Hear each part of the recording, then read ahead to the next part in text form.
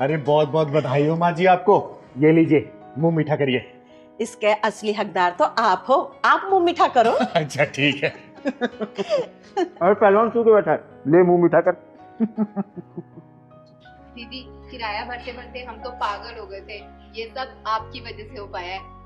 हाँ, अब हमारे पास अपना मकान है, हम मकान के मालिक हो गए। अब कोई भी मकान मालिक ना घर में ताला लगाकर हमें बाहर नहीं निकालेगा। हाँ दीदी, 7 रुपए यूनिट का बिल 15 यूनिट में भरना पड़ता था हमको। अरे वंदना बहन, मैं कौन होती हूँ करने वाली।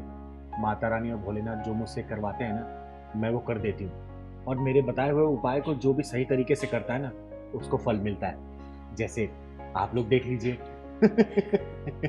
हाँ दीदी, इसी वजह से आज हम अपने घर में बैठे हैं।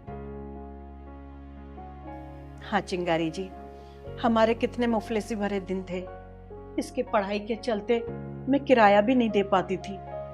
दीदी, उस दिन अगर आज नहीं आई होती ना, तो पता नहीं हमारा क्या होता। चलिए चलिए, बाहर निकले आप लोग। बेटा बेटा सुन तो। चलिए चलिए, बाहर निकले, पहले आप बाहर निकले। और आपके लिए अब ये गेट तभी खुलेगा जब आप मुझे 2 महीने के मेरा किराया नहीं देते, ठीक है? विनय, मुझे 10 दिन का टाइम दो, मैं तुम्हारा किराया दे दूंगी। प्लीज मेरे भैया ऐसे मत कहो, मेरे एग्जाम चल रहे हैं, मैं फेल हो जाऊंगी। अब ये गेट तभी खुलेगा जब मुझे मेरा किराया मिल जाएगा, उससे पहले ये गेट खुलने वाला नहीं है। विनय बेटा, देखना सर्दी का मौसम है, साथ में जवान बेटी है, मैं इसे लेकर कहाँ जाऊंगी? ये सोचना आपका काम है, मेरा नहीं। मेरा काम है बस सबसे किराया लेना और अपने पापा को देना। भैया, इतने भी बेरहम मत बनो, मैं तुम्हारी बहन जैसी हूँ। रात होने को है, कहाँ जाएंगे हम लोग? ऊपर से मेरे एग्जाम भी आने वाले हैं। मुझसे रिश्तेदारी मत जोड़ो, मेरे ऑलरेडी बहुत सारे रिश्तेदार हैं। और मैं जा रहा हूँ, और मुझे तभी फोन करना जब किराया लेकर आओ। नहीं बेटा सुन, मैं तेरे आगे हाथ जोड़ती हूँ बेटा, ऐसा मत कर। मैं तेरा किराया दे दूंगी, मुझे 10 दिन की मोहलत दे दे, मैं तेरा किराया दे दूंगी बेटा। अरे माँ जी, क्या हो गया? इसके पैर क्यों पकड़ रही हैं आप? हम इनके मकान में किराए पे रहते हैं, 2 महीने से किराया नहीं दिया, तो इन्होंने ताला लगा दिया और हमें घर से बाहर निकाल दिया। बेटा मेरे पास पैसे थे, लेकिन वो सारे पैसे ना इसके कॉलेज के एडमिशन की फीस में चले गए। मैं इनसे 10 दिन की मोहलत मांग रही हूँ, पर ये देने को तैयार ही नहीं है। अब देखो ना, इतनी ठंड हो रही है, जवान बेटी साथ में, मैं कहाँ जाऊंगी? अरे बेटा, 10 दिन की मोहलत मांग रहे, दे दो ना, दे दो घर की चाबी, क्या दिक्कत है? अरे हमदर्दी जताने वाले आप कौन हो? 2 महीने का किराया है, जब किराया देंगे तभी तो चाबी दूंगा। लगता है किसी अमीर बाप की कंगाल औलाद है तू। ओए, मुझसे इस तरह से बात करने वाले कौन हो तुम? चिंगारी नाम है मेरा, चिंगारी किन्नर। और बता, कितने पैसे बाकी इनके? 20,000। निकाल स्कैनर, मैं भी देती हूँ।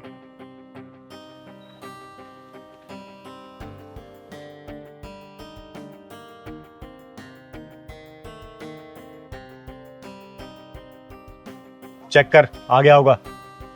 हाँ, आ गया। वैसे इतना दरिया दिल दिखा रहे हो, लगते क्या है तुम्हारे? माँ लगती है, बहन लगती है, समाज में इंसानियत का यही रिश्ता होता है ना। चिंगारी जी, आपका बहुत बहुत धन्यवाद। इस समाज में ना कोई किसी की मदद नहीं करता, लेकिन आपने हमारी मदद की, इसके लिए बहुत बहुत धन्यवाद।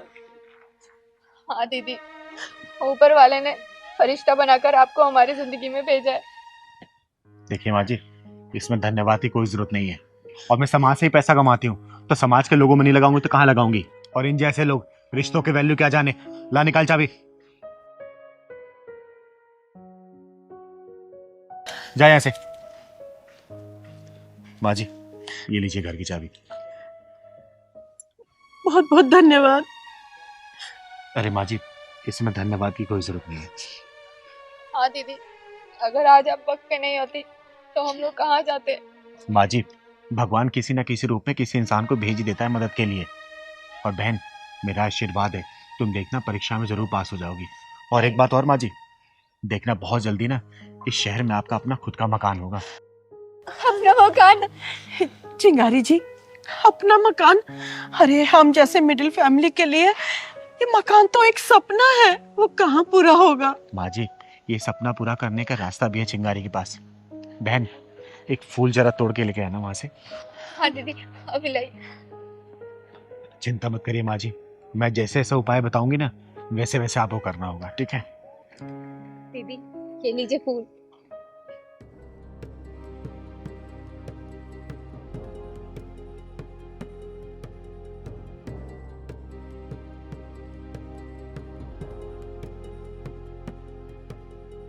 बाजी दया ताय करिए।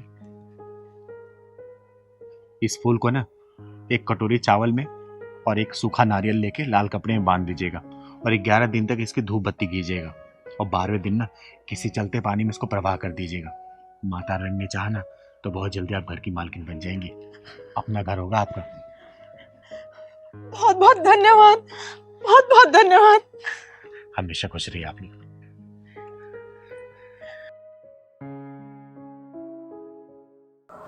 हाँ वंदना जी, मुझे सब याद है, मैं कैसे भूल सकती हूँ उस दिन को।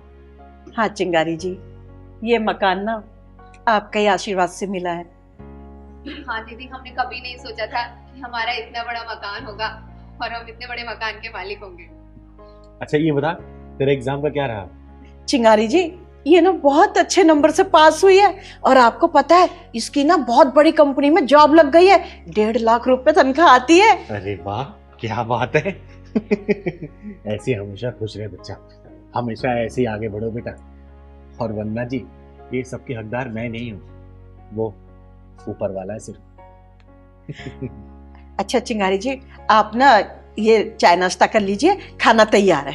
अरे नहीं नहीं, इतना सब चीज अरेंजमेंट कर दिया तुम लोगों ने, पेट तो मेरा इसी में भर जाएगा। खाना किसी और दिन करेंगे, ठीक है?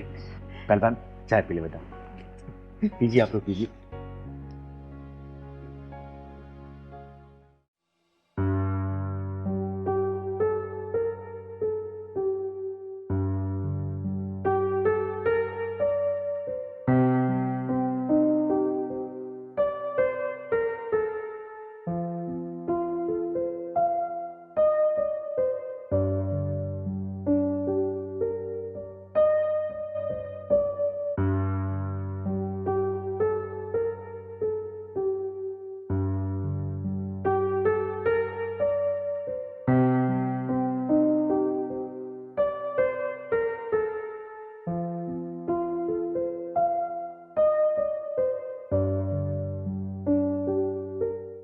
ले बेटा पैसे। दीदी अभी तो महीना भी पूरा नहीं हुआ, आप वो एक्स्ट्रा क्यों दे रही हो पैसे? अरे बेटा महीना पूरा होता रहेगा, पूरा के पैसे। दीदी ऐसी लड़की खुददार परिवार नहीं था। सही कह रहा है पहलवान। और बेटा तुझे 10-20 हजार रुपये और चाहिए ना, तू मेरे से मांग ले, मैं तुझे दे दूंगी। और तू ये काम वगैरह मत किया कर, तेरे पढ़ने की उम्र है, पढ़ाई किया कर। और मैं तो कहती भी नहीं काम करने के लिए, तू काम करने लग जाती है। नहीं दीदी, मेरे को अपनी माँ के लिए कपड़े लेने, सर्दी आ रही है ना, तो मैं अपनी कमाई से लेना चाहती हूँ मम्मी के लिए पैसे। शाबाश बेटा शाबाश, मुझे नाज है तेरे ऊपर और नाज है उस माँ पे जिसने तुझे पैदा किया है। पता दीदी, ये 2-3 जगह और जाती है फिर स्कूल जाती। फिर तो बेटा तुझे लेट हो जाती होगी ना स्कूल जाने में? हाँ दीदी, कभी कभी लेट पहुँच जाती हूँ तो मार पड़ती है फिर। एक काम कर, तू जल्दी स्कूल जा और मेरा आशीर्वाद है तेरे ऊपर। तू देखना एक दिन ना सफलता की सीढ़ियों पर चढ़ेगी। जा। थैंक यू दीदी।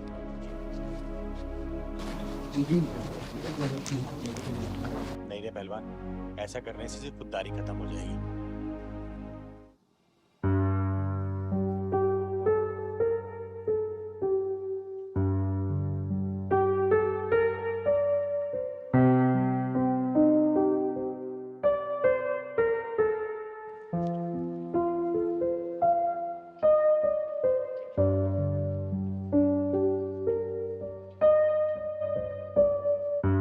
अरे मोनी बेटा, ये अपने पैसे तो ले जा। हाँ दीदी। अच्छा ये बता, ये पैसे तूने किस लिए जमा कराए थे? पहलवान हाँ दीदी। देख, सारे पैसे यहाँ जमा करती है।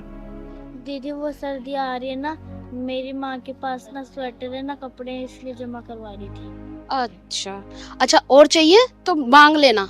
नहीं दीदी, इतना में हो जाएगा, मेरी मेहनत क्या है ना ये। चलो ठीक है, बता दियो ना फिर भी। चल एक काम करते हैं, जरा देखते हैं कि और कहाँ कहाँ जाती है। चल तो, बहुत खुददार लड़की है ये। हाँ तो बच्चों, आज मैं आप सबको पढ़ाऊंगा। मोनी, ये तूने क्या ड्रामा मचा रखा है? ऐसा कोई भी दिन नहीं है जो तू लेट ना हुई हो। Sorry sir. What sorry? हाँ, व्हाट सॉरी?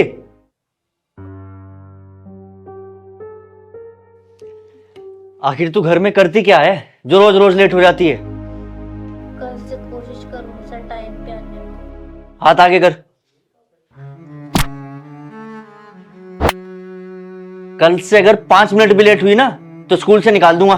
चल बैठ।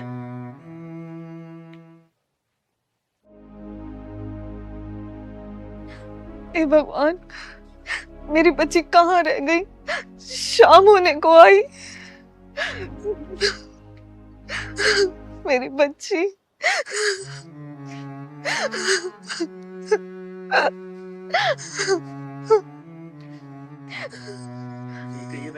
आपने मुझे बुलवाया? अच्छा क्या मास्टर जी आप आ गए? मेरी बच्ची आज स्कूल आई थी। हाँ, स्कूल आई थी और स्कूल से टाइम से निकल भी गई थी। लेकिन माफ कीजिएगा बहन जी, मैंने आज फिर उसकी पिटाई की थी क्योंकि वो आज फिर लेट आई थी। क्या लेट आई थी? हाँ बहन जी, रोज की तरह आज भी लेट ही आई थी। आ जाएगी, गई होगी कहीं अपनी सहेली के पास। लेकिन वो तो घर से टाइम से निकल जाती है। लेकिन स्कूल तो वो रोज लेट आती है। लेकिन टाइम से निकली थी स्कूल से, गई होगी किसी सहेली के पास, आ जाएगी। लेकिन मास्टर जी शाम होने को आई, मेरी बच्ची अभी तक घर ही नहीं आई है। आप घबराइए मत, आ जाएगी। माँ माँ सर नमस्ते। ये लीजिए, आ गई आपकी बेटी। अच्छा, मैं चलता हूँ। कहाँ गई थी तू? और देखा है तूने शाम होने को आई है? माँ मैं आपके लिए कुछ लेकर आई हूँ। दिख रहा है तुझे क्या टाइम हो रहा है? हैं? कहाँ थी तू? और क्या लेके आई है ये? माँ मैं आपके लिए साड़ी लेके आई। ये साड़ी कहाँ से लाई तू? चोरी किया तूने? बता, चोरी किया तूने? कुछ पूछ रही हूँ मैं तुझसे। और तू तो सुबह रोज जल्दी जाती है और मास्टर मुझे बता रहे थे तू लेट स्कूल पहुंचती है। मैं कुछ पूछ रही हूँ तुझसे, ऐसे नहीं बताएगी ना? रुक जा। अरे क्या कर रही है तू? हैं? पागल है क्या? क्यों मारे इस मासूम को? अरे दीदी, बड़ी मुश्किल से इधर उधर काम करके इसकी स्कूल की फीस निकालती हूँ और ना जाने ये इतनी महंगी साड़ी कहाँ से ले आई, पता नहीं कहाँ चोरी करके आई है। तो पागल है क्या? ये रोज स्कूल जाने से पहले लोगों के घरों में ना माली काम करती है, पेड़ पौधों में पानी देती है और कम से कम महीने 2 महीने से ये काम कर रही है और पैसे जुटा के तेरे लिए साड़ी खरीद के लाया, तो इसको मार रही है। क्या क्या मेरी बच्ची तू ये सब कर रही है? हाँ, मेरे घर से निकलने से लेके इसने जिन जिन घरों में जो जो काम किया ना, मैंने इसका पीछा किया है, सब कुछ देखा मैंने। और स्कूल भी गई ना तो इसके मास्टर ने इसके पिटाई की, हाथों पर छड़ी मारी क्योंकि लेट पहुंची थी ये। उसके बाद ये बेचारी जाके मार्केट से तेरे लिए जद्दोजहद करके साड़ी खरीद के लाई और मैं इसका इसलिए पीछा करके आई यहाँ पे। मैं देखना चाहती तू खुश हो रही है, क्या कर रही है, और तू यहाँ तो अलग ही ड्रामा कर रही है। अच्छा, तो ये इसलिए स्कूल लेट आती थी और मैं इसकी भावनाओं को समझे बिना ही इसके नाजुक हाथों पर डंडे बरसाता रहा। बेटा, तेरी बेटी बहुत खुददार है। मैंने इसको एक्स्ट्रा पैसे देने चाहे लेकिन इसने लिया नहीं। इसने बोला अपनी मेहनत की कमाई से अपने माँ के लिए साड़ी भेंट करूंगी ताकि ठंड में माँ को कोई दिक्कत ना हो। मेरी बच्ची, तू ये सब कर रही थी और मैंने तेरे साथ क्या किया? तुझ पे हाथ उठाया। मुझे माफ कर दे मेरी बच्ची। मम्मी सॉरी, मैंने आपको बिना बताए ये सब काम किया, मुझे माफ कर दो। और हाँ बेटा, आज के बाद से इसकी पढ़ाई खर्चा पूरा मैं उठाऊंगी और तुम लोग यहाँ नहीं रहोगे। अब मेरा एक फ्लैट खाली है, वहीं पे रहना। चलो। और दीदी, आपकी बातों से सहमत होकर मैं भी इस बच्ची को ट्यूशन पढ़ाऊंगा और कोई फीस नहीं लूंगा। धन्यवाद दीदी, धन्यवाद मास्टर जी। अरे इसमें धन्यवाद की कोई बात नहीं है बेटा। धन्यवाद अपनी बेटी है करो कि इतनी खुददार बेटी तुमने जन्म दी है। ठीक है, चलो मेरे साथ। चल कल बात।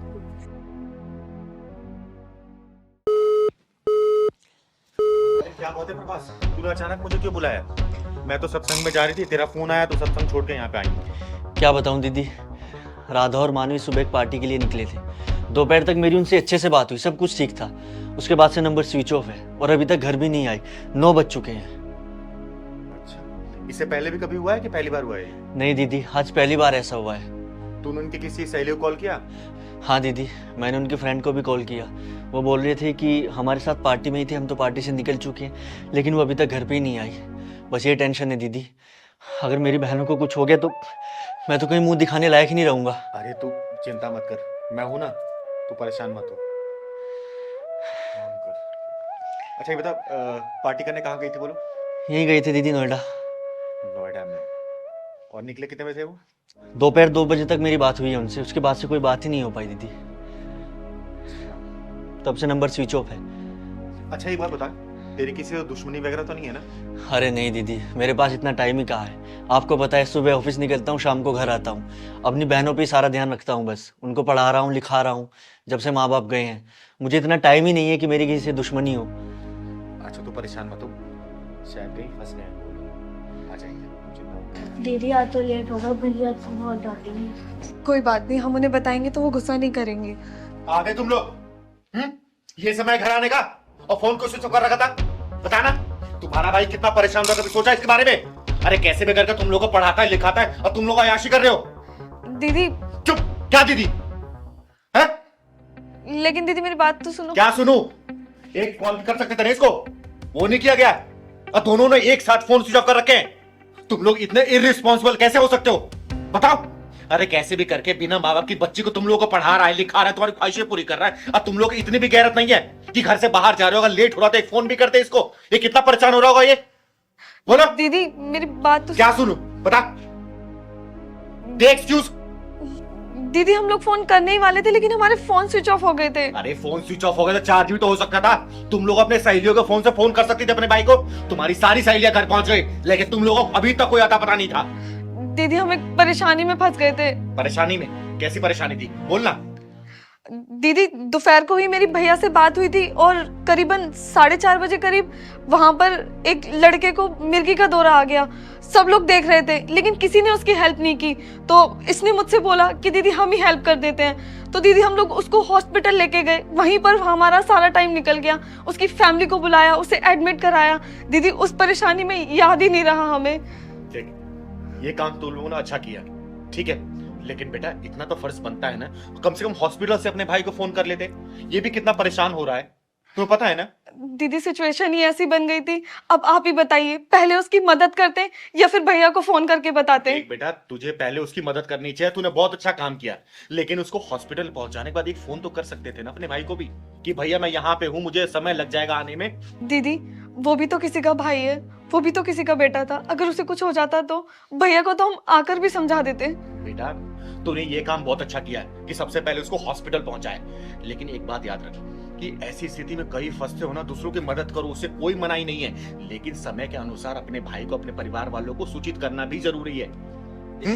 दीदी कोई बात नहीं, इन दोनों ने अच्छा काम किया है, और आज मुझे भी इन दोनों पर प्राउड फील हो रहा है। अरे प्रभास, मैं इन लोगों को डांट नहीं रही हूँ, मैं सिर्फ समझा रही हूँ कि समय के अनुसार जो भी कर रहे हो ना, दूसरों की सहायता करो, लेकिन कम से कम अपने परिवार वालों को इन्फॉर्म जरूर करो। देख जवान बहन है, कोई भाई परेशान हो जाएगा, समझ रही तू?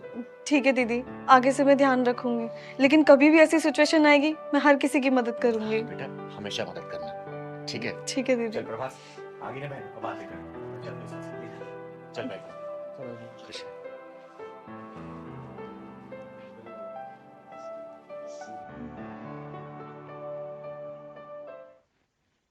नमस्कार चिंगारी जी। नमस्ते। नमस्ते, बैठिए। कैसे आना हुआ मेरे पास? बस ऐसे ही, बहुत चर्चे हैं आपके शहर में। जो काम आप लोगों को करना चाहिए वो मैं करती हूँ। रिपोर्ट आप लोग लिखते नहीं, और चिंगारी के पास रिपोर्ट लिखने का समय नहीं है, इसलिए फैसला ऑन द स्पॉट करती हूँ, वो भी बिना फीस के। कोई दिक्कत है क्या? ना ही आप वकील हो, ना ही जज, फिर कानून अपने हाथ में क्यों लेती हो? सब बताऊंगी, पहले अपना नाम बताओ आप लोग। क्या नाम है आप लोगों का? मेरा नाम हाथरसी है, चक्रधारी नहीं है, हाथरसी। और हाँ, नाम जान के क्या करना है? जो मैंने पूछा उसका सही जवाब दो। कानून को अपने हाथ में क्यों ले रखा है तुमने? और नाम जानना ही है तो मेरा नाम गजगामिनी है। तो देखो हाथरसी जी और गजगामिनी जी, तुम लोग अपना काम ईमानदारी से तो करते नहीं हो। अरे ईमानदारी से अगर करने लग जाओगे ना तो हमारी दुकानें कब की बंद हो जाएगी।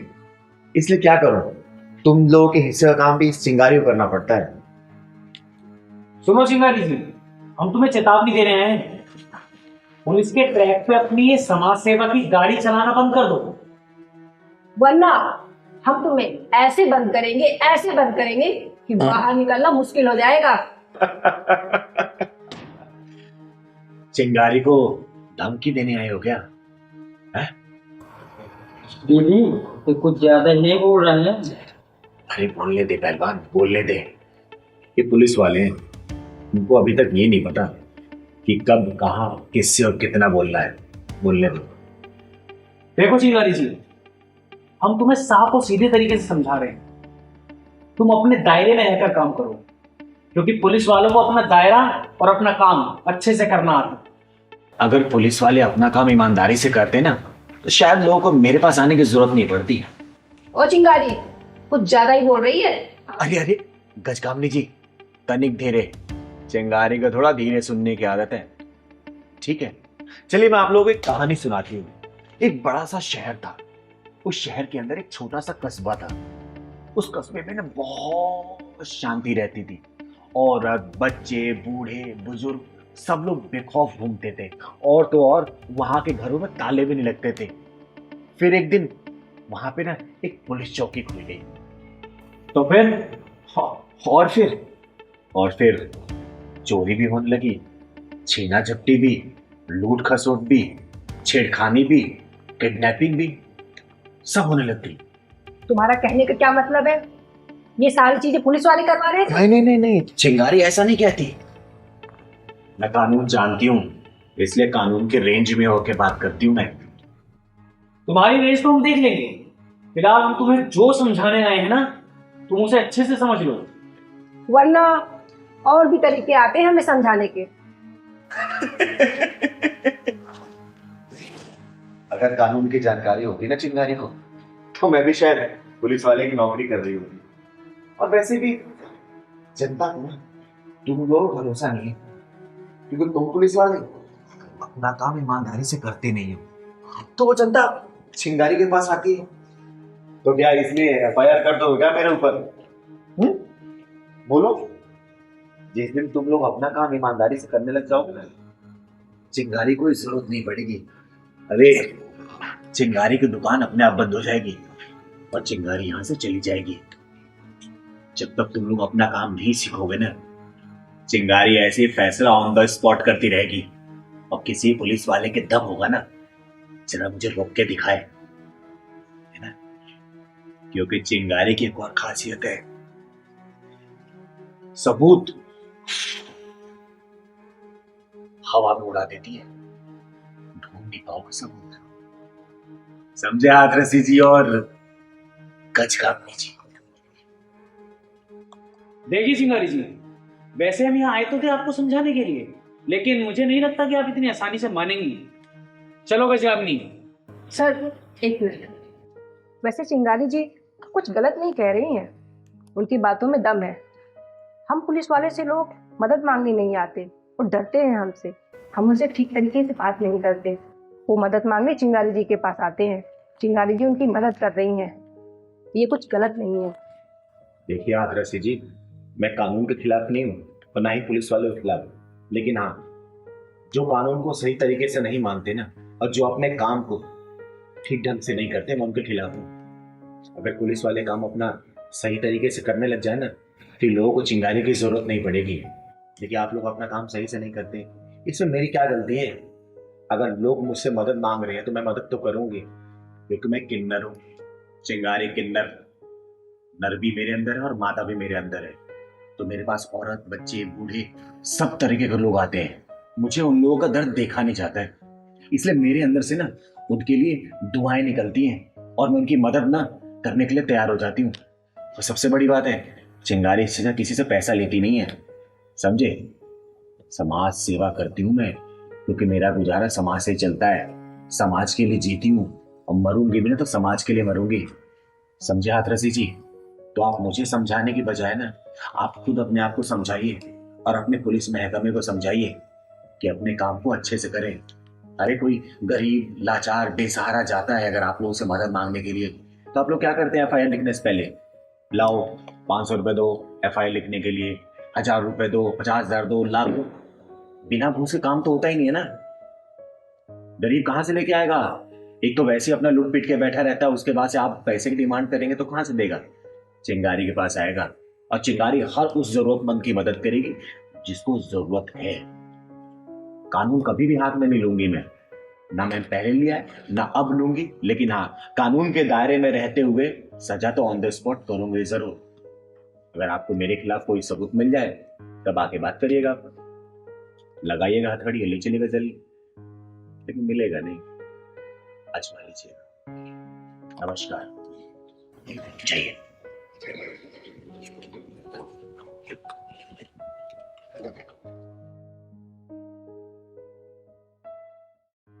पहलवान, ये लड़की इतनी उदास क्यों बैठी है यहाँ पे? छोड़ दीदी, किसी का इंतजार कर रही होगी। नहीं पहलवान, मेरा दिल बोल रहा है किसी न किसी मुसीबत में है ये। चल तो चल के देखते हैं।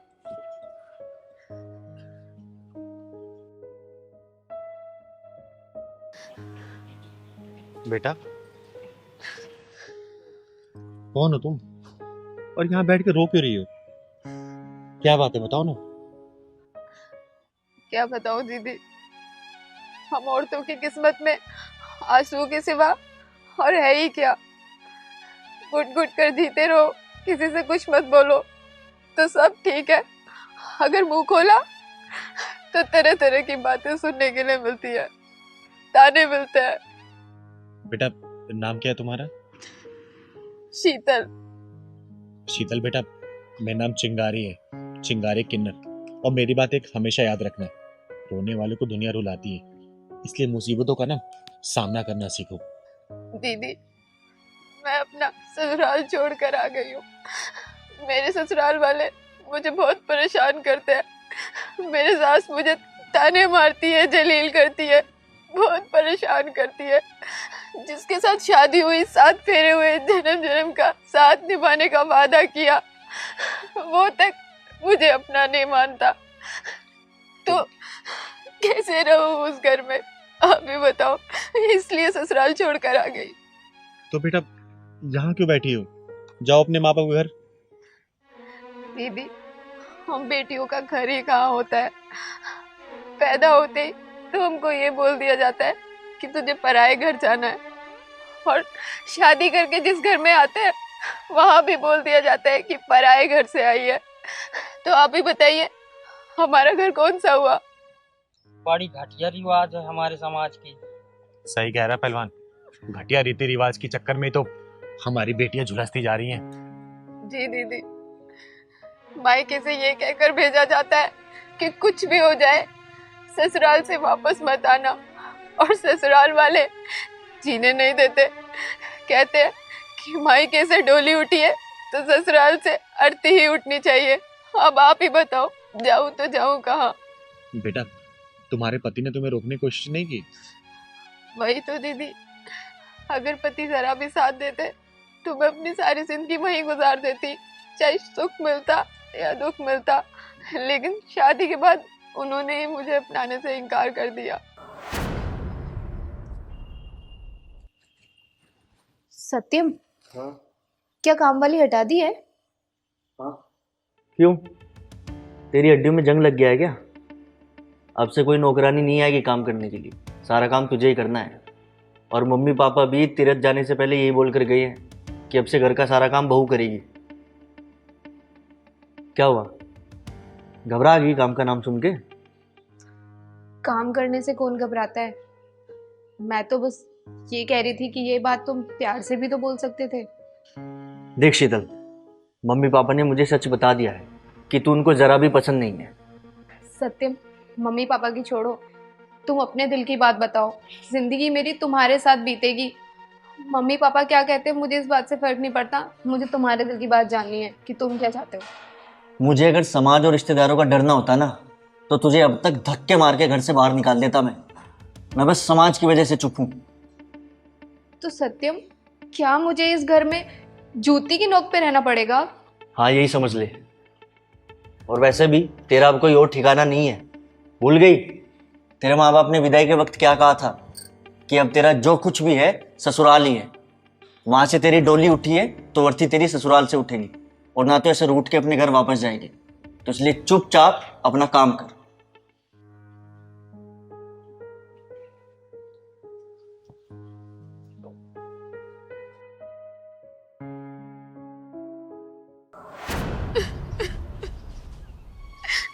दीदी देखो मुझे, देखो मैं एक ऐसी औरत हूँ जो एक बहन, एक बेटी और किसी की बीवी, आज एक ऐसे चौराहे पर खड़ी हूँ जिसे चारों तरफ अपने दिखाई तो दे रहे हैं, लेकिन किसी के पास जा नहीं सकती, क्योंकि अगर चली गई तो सबकी इज्जत मिट्टी में मिल जाएगी।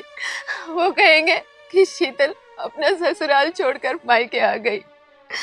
बेटा तू सही कह रही है बेटा, सदियों पहले बने रीति रिवाज और परंपराएं हमारी बहन बेटियों खुशियों को गला घोट रहे हैं। अरे माँ बाप ये क्यों भूल जाते हैं कि वो समय कुछ और था और आज का समय कुछ और है। अरे एक समय था जब बच्चे ना माँ बाप की तरफ आंख उठा के नहीं देख पाते थे, और आज के समय में बच्चे माँ बाप के सिर पे बैठ के नाच रहे हैं। शक्ति स्वरूप नारी को इतना कमजोर बना दिया गया ना कि बिना किसी सहारे के वो जमाने में रह ही नहीं सकती। अरे दुनिया वालों, अपनी बेटियों को गाय नहीं शेरनी बनाओ, शेरनी, ताकि कोई गीदड़ तुम्हारे घर की तरफ नजर उठा के ना देख पाए। और बेटा तू बोलना तो तेरे ससुराल वालों का बैंड बजा दूं मैं, और तेरे माँ बाप के बंद दिमाग के ढक्कन खोल दूं। तू बोल मेरे को, बोल। अरे ना जाने कितने मंद बुद्धि लोगों ने बेटियों के लिए ऐसी नसीहतें, ऐसे जुमले बना डाले कि सदियों पुरानी चली आई रीति रिवाज की आग में बेटियां झुलसती जा रही हैं। अरे उनके संस्कार की तलवार ही उनकी खुशियों की डोर को काट रहे हैं। जब माँ बाप अपनी बेटी को विदा करते हैं ना, तो उनके दिमाग में ये क्यों डाल देते हैं कि बेटी तुम्हारी डोली उठी है मायके से, तुम्हारी अर्थी ससुराल से उठनी चाहिए, तुम्हारा ससुराल ही सब कुछ है। अरे उनके दिमाग में ये क्यों नहीं डाला जाता कि बेटी जब तक मान सम्मान इज्जत तुम्हें ससुराल में मिलता रहेगा ना, तुम खुशी से रहना। जिस दिन तुम्हारे मान सम्मान इज्जत पे तनिक से भी आंच आई ना, ससुराल को ठोकर मार देना और वापसी मायके चले आना, क्योंकि मायका जिंदा है तुम्हारा अभी तक। नहीं दीदी, अब बस, अब ना तो मैं अपने ससुराल जाऊंगी और ना ही मायके जाऊंगी।